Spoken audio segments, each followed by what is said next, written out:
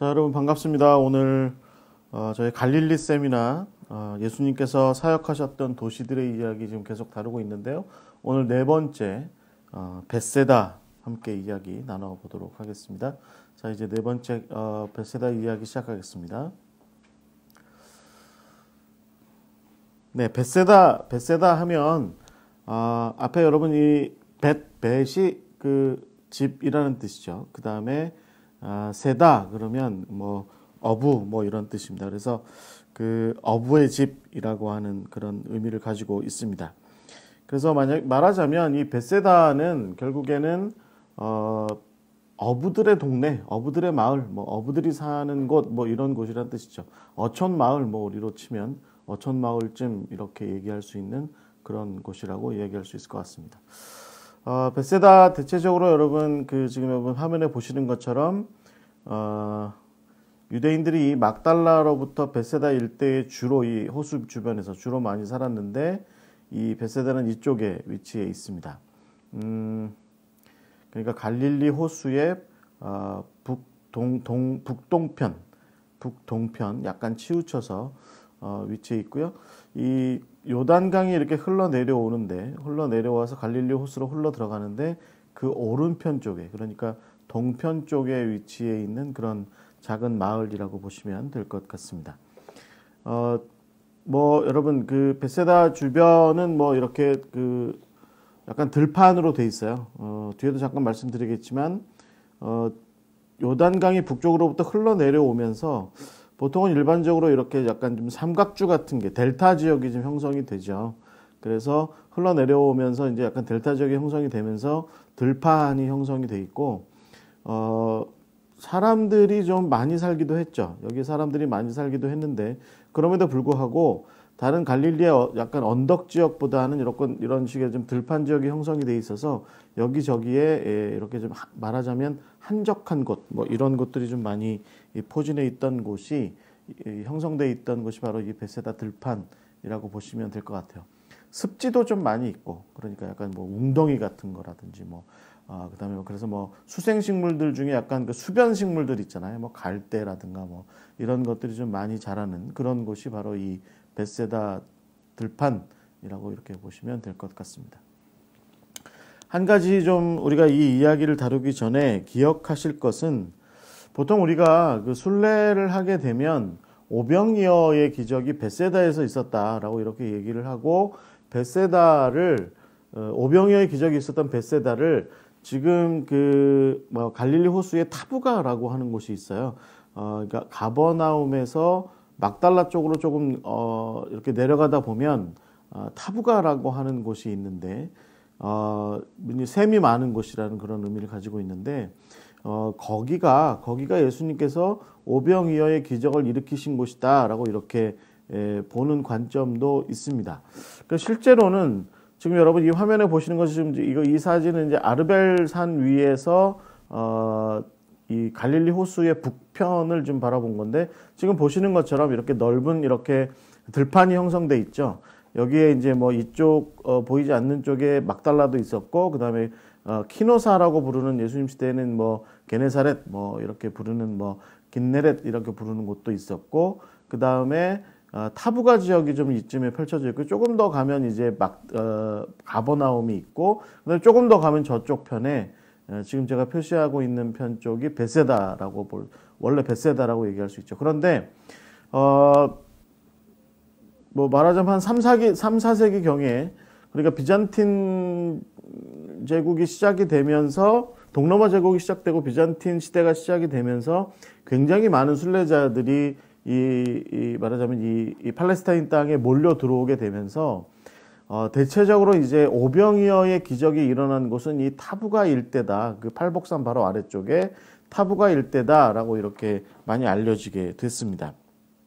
그래서 지금도 예수님께서 뭐 이렇게 물고기 2마리와 보리떡 5개를 펼쳐 놓으셨다라고 믿는 그런 돌판 같은 것도 이렇게 있고 그 돌판을 중심으로 해서 타부가에는 이제 그 독일 쪽에서 세운 도미니크 수도원이 하나 있죠. 그래서 그 수도원 우리가 많이 방문하게 되는데 거기에 이제 예수님께서 오병이어의 기적을 일으키셨다라고 얘기하는 그런 지역으로 알려져 있기도 합니다. 지금 지도를 보시면 대체적으로 지금 가버나움과 게네사렛 사이, 요 사이 요쯤에 이제 그 타부가가 위치해 있습니다.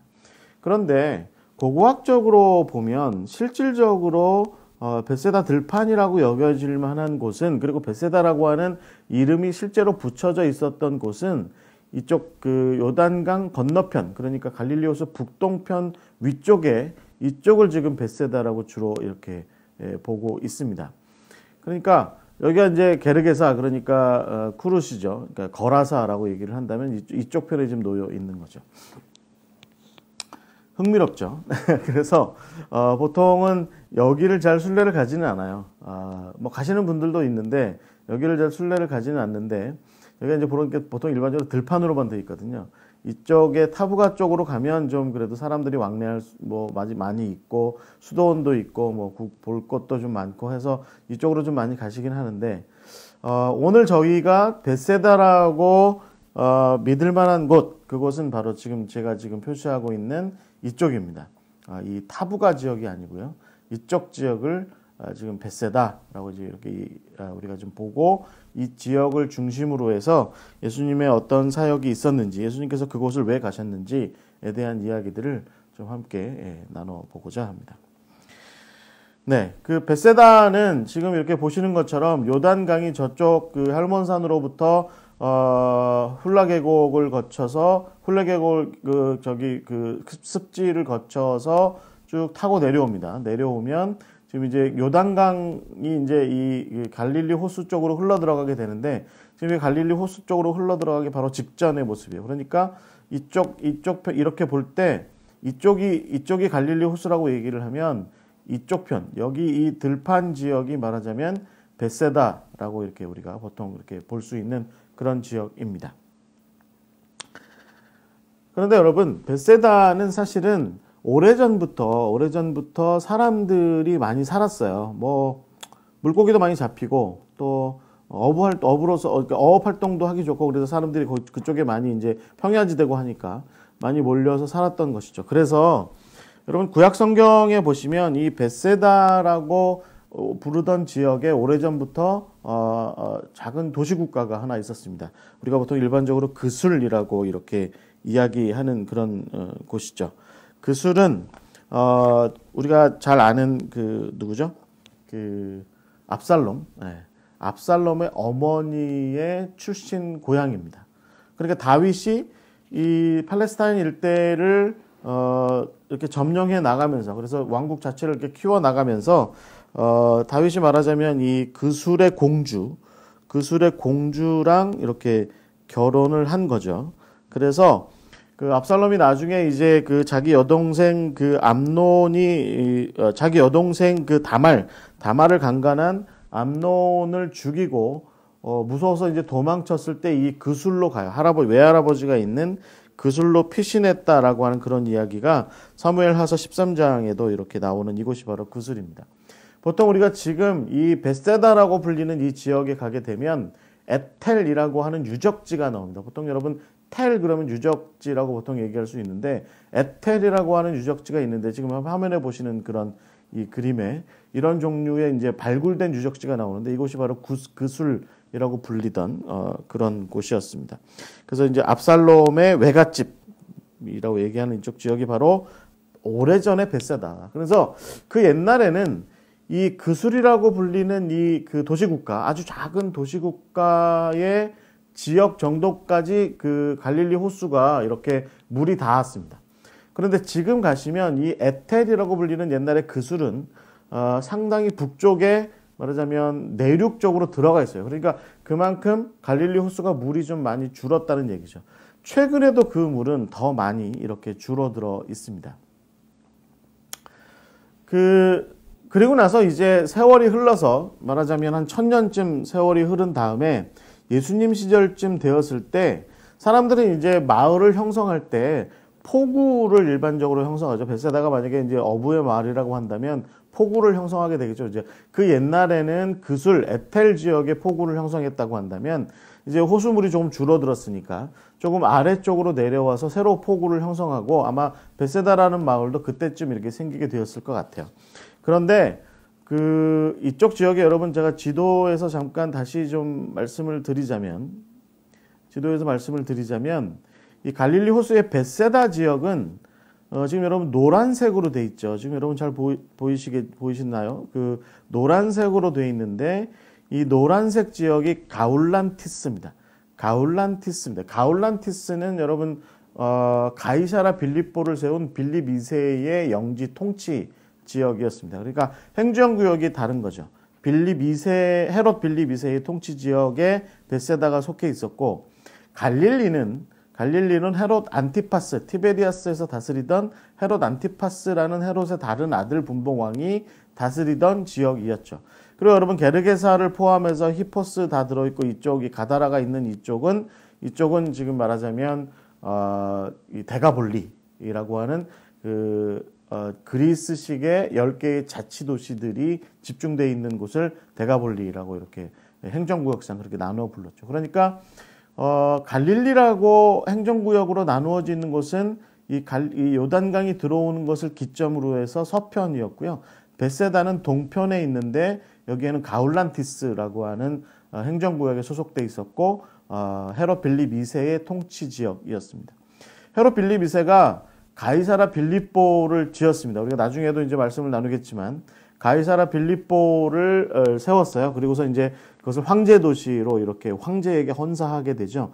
그런데 그가 했던 일 또 하나가 뭐냐면 이 벳세다 일대를 개발해요. 벳세다 일대를 개발해서 이 벳세다가 이 주변에 하맛이라고 부르는 온천이 많이 나왔거든요. 지난 시간에 우리가 가버나움을 얘기를 할 때에도 이 가버나움과 벳세다 일대에 온천물이 좀 솟아오르는 곳이 많이 있었고, 그리고 이 호수 물 속에서도 온천물이 이렇게 솟아오르기 때문에, 그러니까 요단강의 헐몬산 저쪽 위에서 바니아스강 통해서 그 다음에 단 지역으로부터 레바논 산지로부터 아주 차가운 물이 이렇게 흘러내려와서 이 벳세다와 가버나움 사이에 하맛으로부터 솟아나오는 온천물과 뒤섞이게 돼요.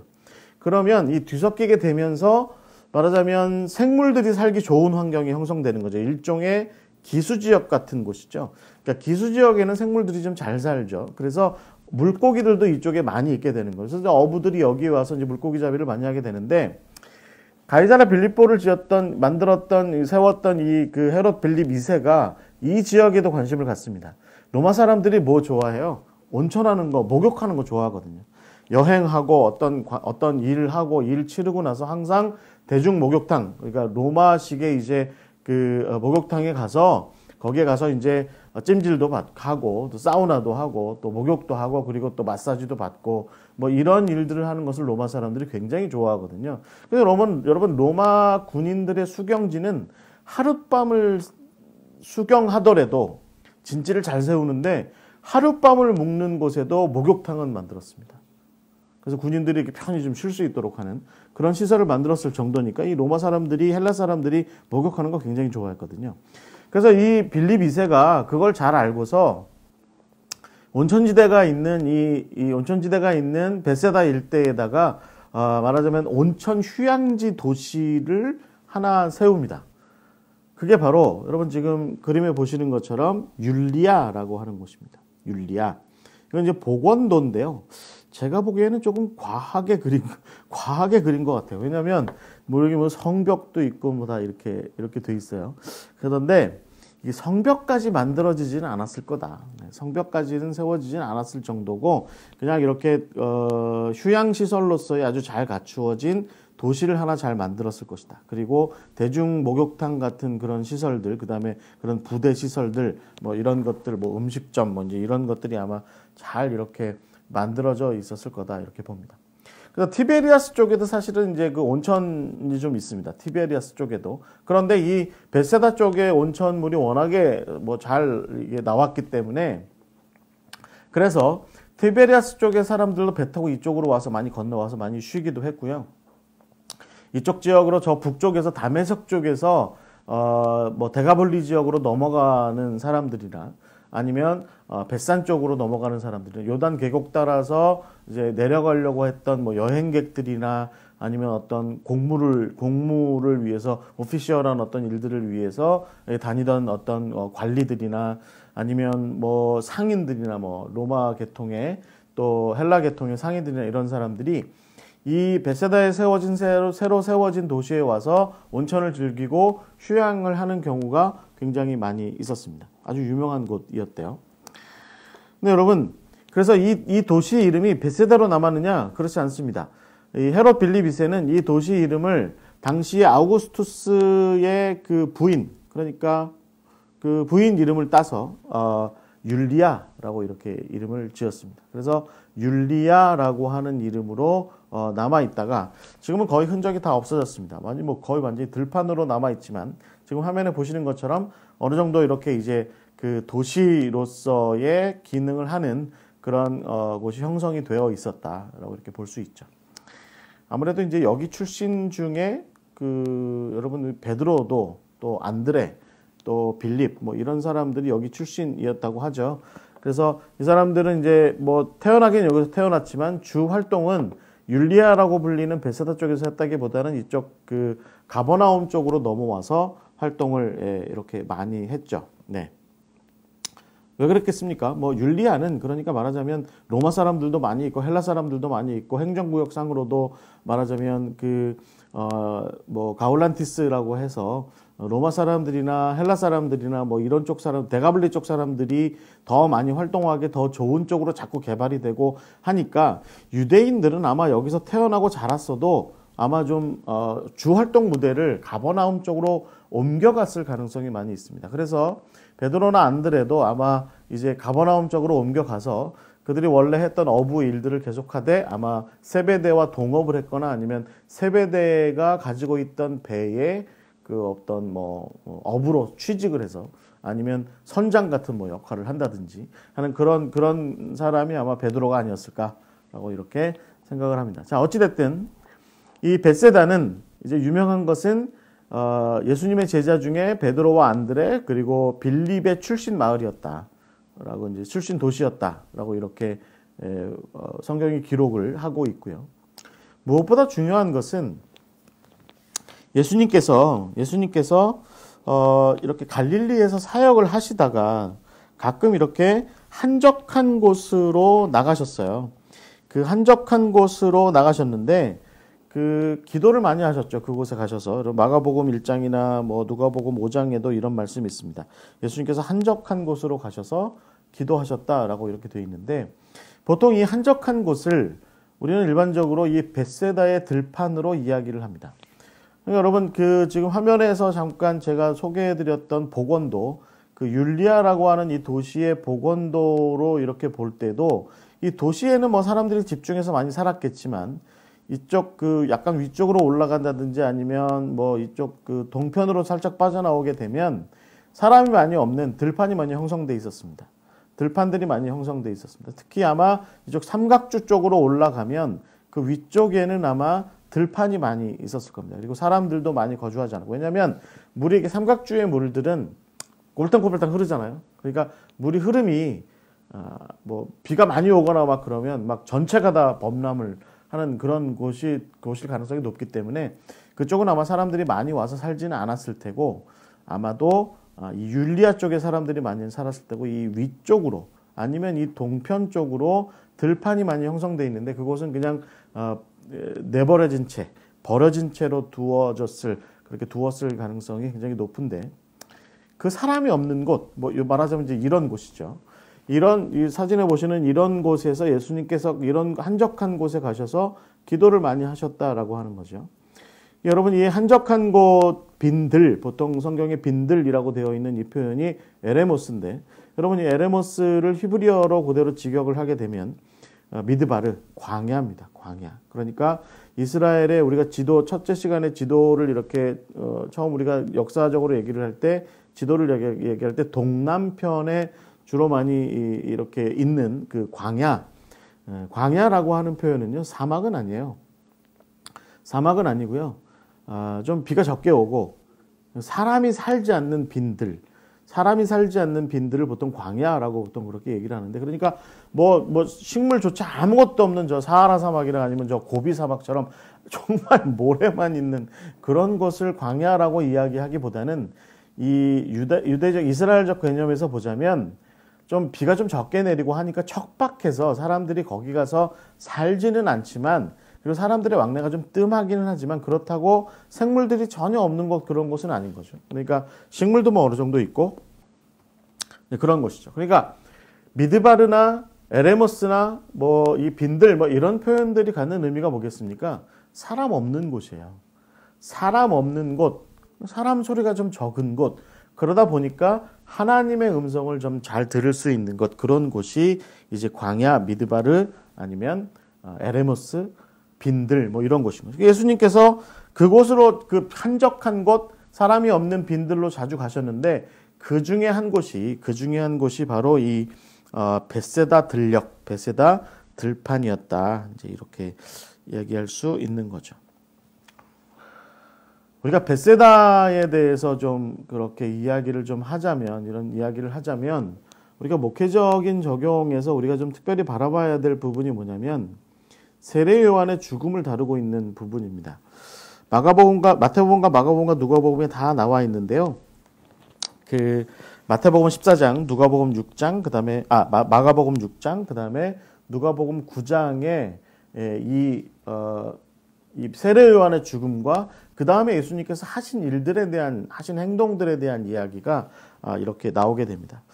마태복음 그 14장에 보시면 분봉왕 헤롯, 그러니까 헤롯 안티파스가 그 세례 요한과 예수의 관계에 대해서 좀 이렇게 묻기 시작하면서 그들이 누구냐 뭐 이렇게 하면서 세례 요한은 이미 잡아들인 상태였어요. 그래서 마케로스라고 하는 그 베레아에 있는 자기의 그 별궁 요새 거기에다가 가두어 놨는데, 이제 세례 요한이 사실은 자기가 그 이복 동생의 아내, 지금 로마에서 살고 있었던 이복 동생의 아내랑, 이복 동생이 죽자 바로 이복 동생의 아내 그 헤로디아랑 그 결혼을 하거든요. 그러니까 그 세례 요한이 그 문제에 대해서 비판을 합니다. 그러니까 좀 정치적인 발언을 한 거죠. 세례 요한이 어떻게 그럴 수 있냐, 동생의 아내랑 뭐 이렇게 비판을 하니까 이제 헤로디아가 그 꼴을 못 보니까 이제 이 헤롯이 자기 영지 내에서, 베레아가 자기 영지니까 세례 요한이 그쪽에서 활동을 했었으니까 그 사람을 잡아들여서 마케루스에다가 일단은 좀 가둬놨는데, 헤로디아가 이제 세례 요한이 살아있는 꼴을 못 본 거죠. 그래서 헤롯이, 제가 보기에는 티베리아스에서 잔치를 했을 것 같은데, 티베리아스에서 자기 생일 잔치를 이렇게 벌였을 때 헤로디아가 자기 딸 그 살로메한테 앞에 가서 춤 좀 추라고 이렇게 얘기를 하니까 이제 살로메가 굉장히 이뻤나 보죠. 막 이렇게 춤을 추니까 헤롯 안티파스가 내가 나라 절반이라도 주겠다, 내가 원하는 게 뭐냐라고 물으니까 살로메가 기다렸다는 듯이 세례 요한의 목을 달라고 이렇게 얘기합니다. 헤롯이 약간 좀 주춤해요. 이제 무서워합니다. 왜냐하면 이 세례 요한을 백성들이 굉장히 좋아하는 사람이다라는 것을 알고 있었기 때문에, 사실은 이 왕들이 제일 두려워하는 게 누구예요? 백성들이잖아요. 백성, 하늘을 대변하는 백성. 이 백성을 뭐 고금 이래로 왕들은 항상 두려워하잖아요. 그러니까 그 헤롯 안티파스도 약간 주춤했지만 약속한 거니까 뭐 어쩔 수 없이 그럼 내가 들어줄게 해가지고 이제 병사들을 보내서 마케르스에서 요한의 목을 베다가 이제 가져옵니다. 그래서 이 소반에 담아가지고 이제 이렇게 내어주게 되죠. 그러니까 이런 일들이 이렇게 일련의 일들이 일어나게 되고 세례 요한이 죽게 되고 나서 예수님께서 그 이야기를 들으세요. 여러분 그 마태복음 14장에 보시면 13절에 이렇게 표현되어 있습니다. 예수께서 들으시고 라고 되어 있습니다. 그리고 나서 배를 타고 떠나세요. 그러니까 아마 이 막달라나 게네사렛이나 아니면 가버나움 쪽 어디에 계셨던 것 같아요. 그런데 가버나움에 계셨을 확률이 굉장히 높은데 거기에서 그 얘기를 들으시고 배를 타고 떠나세요. 그리고 나서 가신 곳이 우리가 추정컨대는 벳세다인 것입니다. 이게 흥미롭죠. 여러분 예수님께서 하신 행동을 가만히 보세요. 제가 아까 벳세다는 가울란티스 행정지역에 속해 있다고 말씀드렸죠. 그러니까 예수님이 지금 배를 타시고 헤롯 안티파스의 영향력이 미치는 갈릴리라고 하는 행정구역을 벗어나셔서 벳세다, 그러니까 헤롯 빌립 2세가 통치하고 있던 가울란티스 지역으로 넘어가신 거예요. 왜 그러셨을까요? 우리가 뭐 추측할 수 있죠. 세례 요한도 죽었는데 나도 어떻게 될 수도 있겠다. 나도 잡힐 수 있겠다. 뭐 이런 생각을 하셨는지 뭐 그런 표현은 나와 있지 않습니다. 어찌 됐든 성경은 이렇게 표현해요. 예수님께서 그걸 들으셨다는 거죠. 그러니까 세례 요한이 그렇게 잡혀 죽었다. 그 헤롯의 밥상, 생일 밥상에서 머리가 잘려서 그렇게 죽임을 당했다라고 하는 말씀을 들으시고 배를 타고 거기를 떠나신 거죠. 그리고 빈들로 나가셨는데 빈들에 나가신 곳이 벳세다라고 하는 겁니다. 좀 정치적으로 이해하자면 예수님께서 도피하신 거 아니냐, 망명하신 거 아니냐, 뭐 이렇게 이야기할 수도 있는데, 제가 생각하기에는 예수님께서 아마 세례 요한의 죽음을 자기 친척이기도 했겠죠. 그러니까 그 세례 요한의 죽음을 슬퍼하시는 그런 어떤 애도의 시간, 뭐 그런 시간을 갖기 위해서 들판으로 나가신 것, 벳세다 들판으로 나가신 것 같아요. 이 누가복음의 표현은 약간 좀 다르죠. 누가복음의 표현은 예수님께서 12제자를 파송하세요. 그리고 12제자가 갈릴리 곳곳에서 예수님께서 하셨던 병자들을 고치고 말이죠. 여러 가지 기적들을 행하고 또 하나님의 나라를 선포하고 하는 그런 일들을 이렇게 많이 버리고 나서 예수님께 돌아와서 그런 일들을 보고하셨을 때 세례 요한이 비슷한 시점에 죽게 됩니다. 그러니까 예수님께서 제자들을 데리고 이 벳세다로 넘어가신 거예요. 여기에도 뭐 정치적인 이유가 나름대로 있었겠지만 한편으로는 예수님께서 이렇게 보시니까 제자들이 사역하느라 너무 피곤해 보이니까 사람들이 좀 없는 곳으로 제자들을 데리고 가셔서 거기에서 제자들을 좀 쉬게 하셨다라고 하는 그런 의도가 좀 많이 깔려 있어요. 주석서에는 이런 어떤 의미가 있다라고 하는 표현을 많이 합니다. 그러니까 다른 한편으로는 정치적으로 아마 도피는 좀 그렇고 예수님이 도피하셨다고 그러면 죄송하고 좀 약간 좀 상황이 좀 소란스러우니까 자리를 피해 계셨던 그런 상황. 그 다음에 세례 요한의 죽음을 애도하셨던 상황. 그 다음에 제자들, 사역하느라고 좀 지친 그 제자들을 쉬게 하시겠다라고 하는 그런 목적으로 아마 빈들로 이렇게 나가신 거죠. 근데 여러분, 마태복음 14장 13절에 흥미로운 얘기가 있어요. 거기 보면 예수님께서 들으시고 배를 타고 떠나서 따로 빈들에 가셨는데 그때 무리가 듣고 여러 고을로부터 걸어서 예수님을 따라왔다는 거죠. 무리가 듣고 예수님을 따라서 왔다라고 이렇게 돼 있어요. 왜 따라왔을까요? 저는 여러분 이게 여러 가지 여기에도 의미가 있다고 봅니다.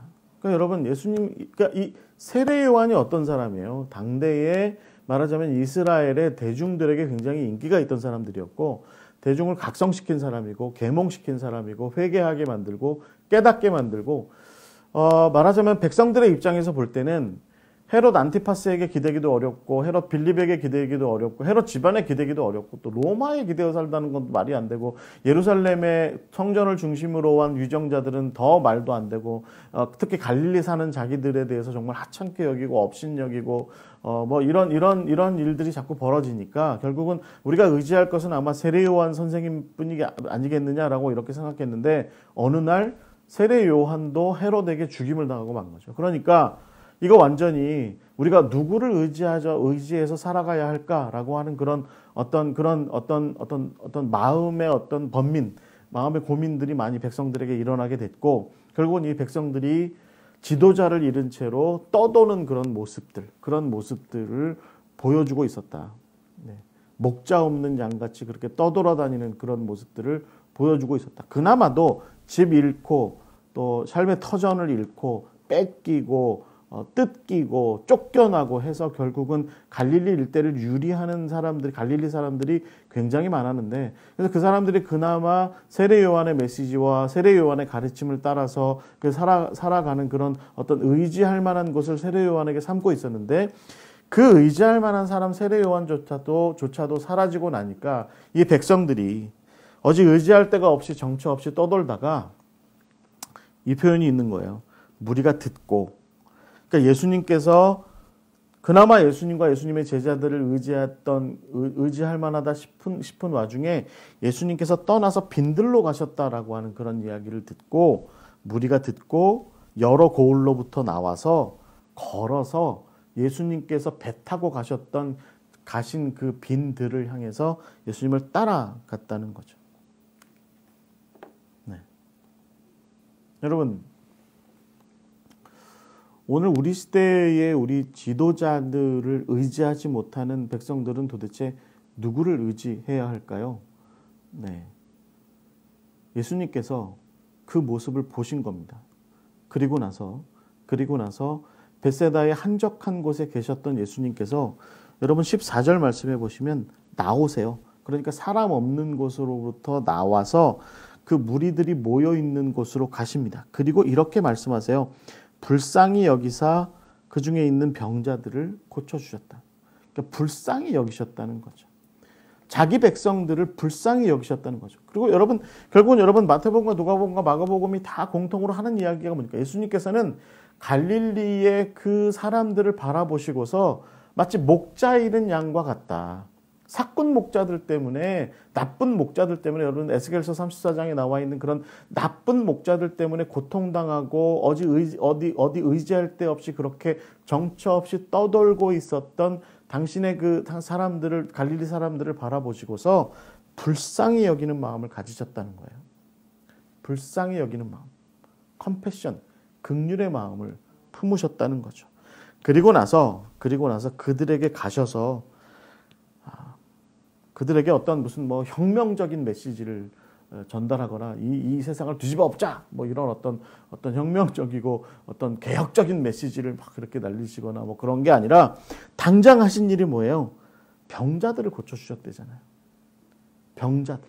그들이 아픈 것, 그들이 무너져 있는 것, 그들이 넘어져 있는 것들을 바라보시고 그들을 일으켜 세워주시고 그들을 회복시켜 주시고 그들을 고쳐주시는 일들을 먼저 하셨다라고 하는 거죠. 예수님께서는 그렇게 길 잃은 양과 같은 그런 갈 바를 알지 못하는, 나아갈 바를 알지 못하는, 어디로 행해야 할지를, 무엇을 해야 할지 알지 못하는 당시의 갈릴리 사람들을 품으셨던 분, 그분이 바로 예수님이셨습니다. 세상의 소란스러움을 피해서 벳세다의 들판으로 나갔더니 백성들이 예수님을 따라왔다라고 하는 거죠. 백성들이 예수님을 따라왔다. 예전에 대천덕 신부님이 그 태백산 골짜기, 아주 산골짜기에다가 예수원을 차리고서 홀로 기도하기 시작했을 때 그랬더니 세상이 이 태백산 골짜기로 찾아 들어왔다라고 하는 그런 표현을 대천덕 신부님 살아계실 때 하셨던 말씀이 갑자기 기억이 나는데 그런 의미인 거죠. 여러분, 결국은 사람들은 의지할 때를 찾아요. 여러분, 목회라고 하는 것이 뭐겠습니까? 사역이라고 하는 것이 뭐겠습니까? 의지할 데 없이 방황하는 사람들, 유리하는 백성들, 그들을 품을 준비를 하고 기다리고 있으면 그들이 찾아온다라고 하는 거죠.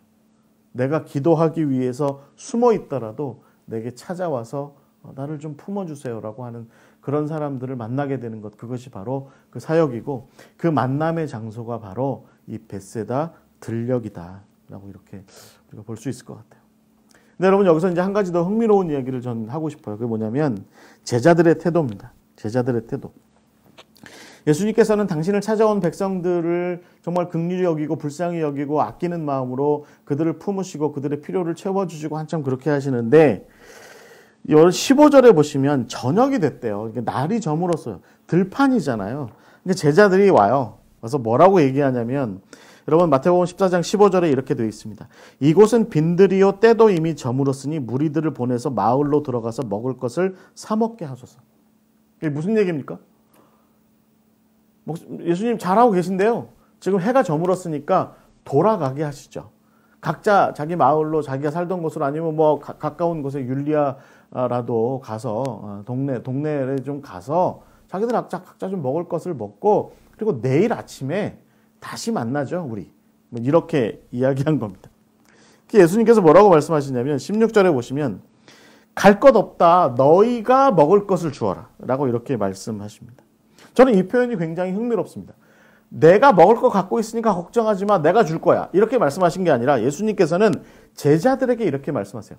너희가 가진 그 먹을 것을 주어라. 라고 이렇게 말씀하십니다.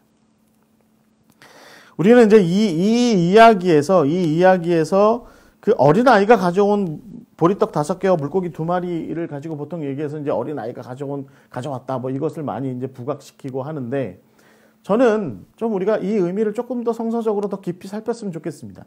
뭐냐면 결국은 예수님께서는 내가 이 백성들을 향해서 긍휼의 마음을 품고 있는 것처럼 제자들 너희들도 나와 동일한 마음을 품고 이 백성들을 향해서 동일한 마음으로 함께 내 사역에 함께 동참했으면 좋겠다라고 제자들을 설득하고 계시는 거예요.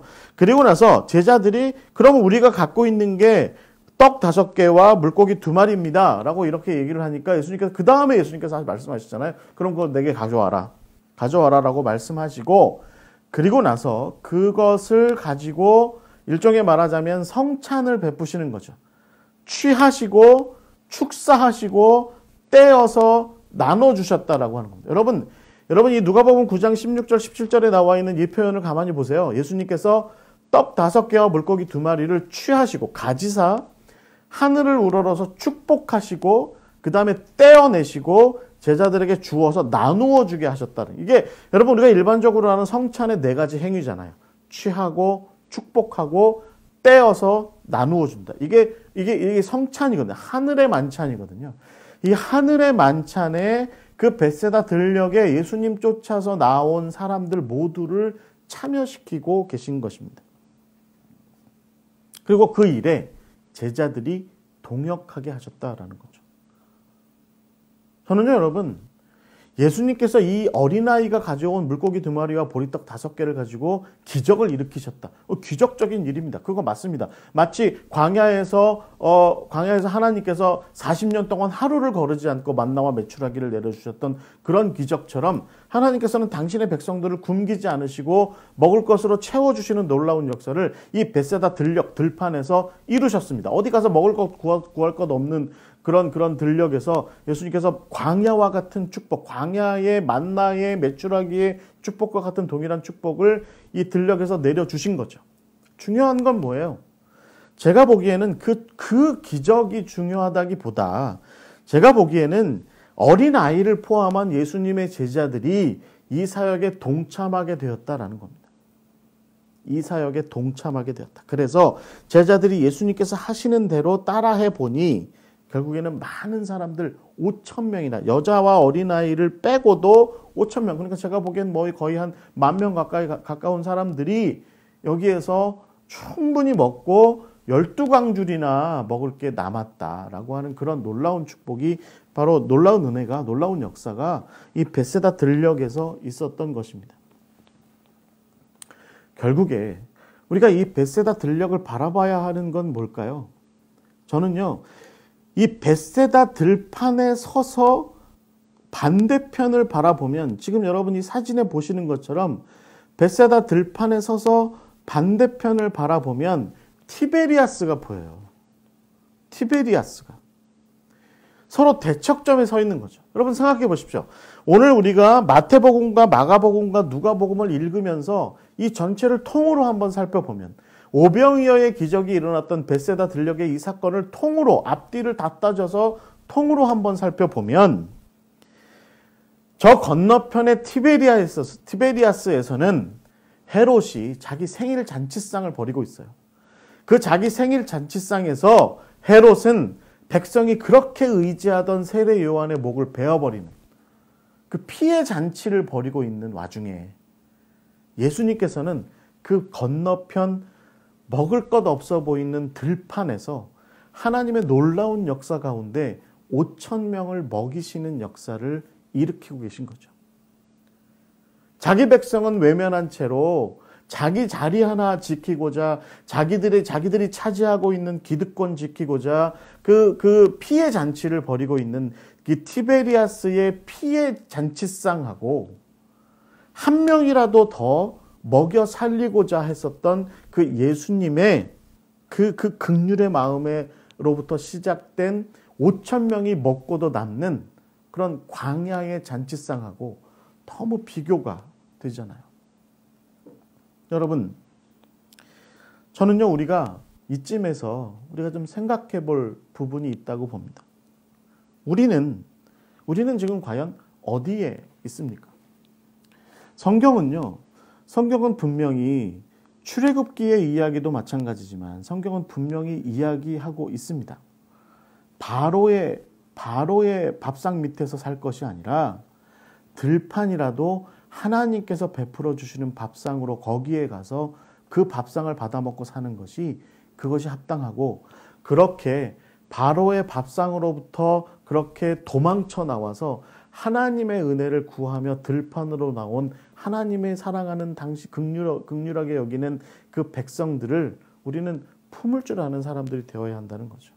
우리는 바로의 목이 곧은 바로의 길이 아니라 그 자기가 자기 휘하에 두고 있는 히브리인들이라 할지라도 노예들이라 할지라도 자기가 부리고 있는 그 백성들을 남자아이들은 다 죽여버려라 라고 그렇게 얘기하는 그런 그 피의 밥상을 차리고 있는 바로의 그 애굽이 아니라 한 명이라도 더 구원의 자리로 인도하시고자 하는, 살리고자 하시는 하나님의 은혜가 있는 광야로 이스라엘 백성들을 이끌었던 모세의 마음이 하나님께서 너희들을 영적으로뿐만 아니라 육신적으로도 살리실 거야 라고 그렇게 믿는 마음으로 그 백성들을 데리고서 들판 광야로 나갔던 모세의 마음이 어떻게 보면 오늘 여기에 벳세다와 티베리아스 사이에서 예수님께서 보여주고 계시는 굉장히 놀라운 사역의 어떤 대립각을 세우시는 모습인 것이죠.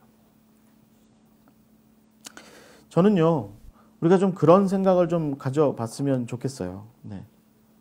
우리는 지금 어떤 모습으로 사역하고 있느냐라고 하는 거죠. 우리는 지금 어떤 마음으로 사역을 하고 있습니까? 예수님께서 우리에게 보이시는 그런 분명한 모습은 제가 보기에는 이런 것 같아요.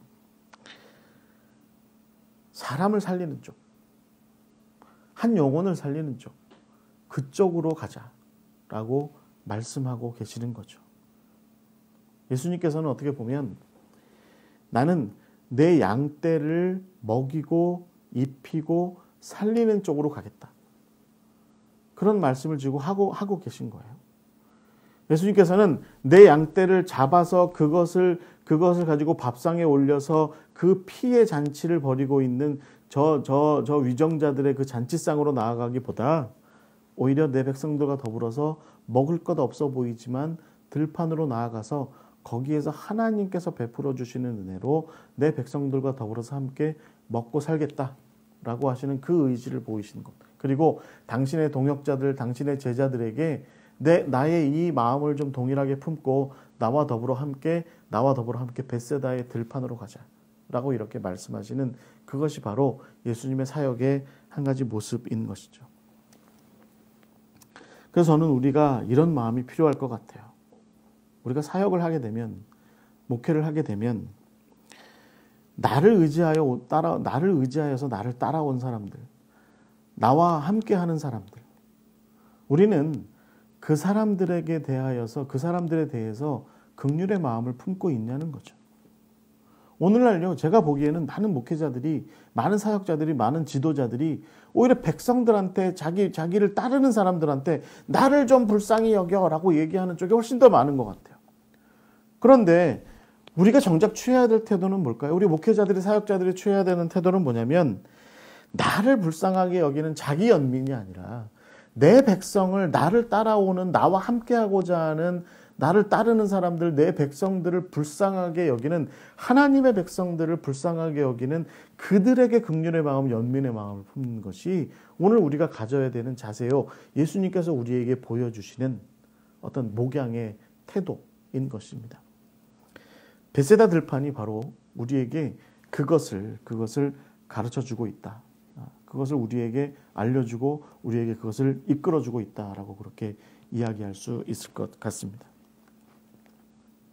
여러분, 예수님께서 마가복음 6장 34절에 이렇게 말씀하세요. 목자 없는 양과 같은 모습, 목자 없는 양과 같은 모습, 그들을 불쌍히 여기셨다는 거죠. 그리고 예수님 자신을 목자로 여기고 따라오는 그 사람들을 한없이 품으신 분이 바로 예수님이셨다는 겁니다. 오늘날 우리가 살아가는 이 시대에 경제적으로나 정치적으로나 또 사회문화적으로나 여러 가지 모습에서 목자 없는 양과 같이 어디로 가야 할지, 무엇을 해야 할지, 어떻게 해야 할지를 알지 못하고 방황하고 있는 영혼들이 굉장히 많이 있습니다. 그들은 각자의 삶의 자리에 앉아서 누가 좀 나를 좀 이끌어줬으면 좋겠어요. 누가 좀 나에게 좀 가르쳐줬으면 좋겠어요. 누가 좀 나를 좀 세워줬으면 좋겠어요. 누가 좀 나를 좀 내가 무엇을 해야 할지를 좀 알려줬으면 좋겠어요. 라고 그렇게 간절하게 외치는 그런 길 잃은 양과 같은 그런 모습을 가진 친구들이, 그런 사람들이 우리 사회에, 우리 주변에 굉장히 많이 있습니다. 근데 우리는 그들을 연민의 마음으로, 긍휼의 마음으로 바라보기보다 우리는 어떻게 하면 그들을, 죄송한 표현이지만, 잡아먹을까? 내 잔치밥상에 좀 어떤 희생물로 삼아서 내 잔치밥상을 좀, 저들을 희생시켜서 좀 나의 잔치밥상을, 우리의 잔치밥상을, 내 가족의 잔치밥상을 좀 풍성하게 만들까라는 그런 생각에 젖어서 살고 있는 사꾼 목자들이 너무 많은 시대를 우리가 살고 있습니다. 여러분, 오늘 우리는 벳세다의 목자가 되어야 합니다. 나를 의지하여 내게 다가온 내 양들을 꾸준히 품고 한없이 품고 그들의 모든 육적인 것으로부터 영적인 모든 것의 필요를 채울 줄 아는, 채워주기 위해서 수고하고 헌신하는 그런 참 목자가 되는 우리가 되어야 할 줄 믿습니다. 자, 오늘 벳세다 이렇게 우리가 함께 이야기를 나눴습니다. 여러분, 어떻게 벳세다의 그 들판의 의미, 빈들의 의미, 그곳에 보인 하나님의 백성들의 모습, 그런 것들을 보고 어떻게 느끼셨는지 모르겠지만 귀한 은혜의 시간, 또 깨달음의 시간, 나눔의 시간 되었으면 좋겠습니다. 감사합니다. 오늘 이렇게 벳세다 강의 마치도록 하겠습니다.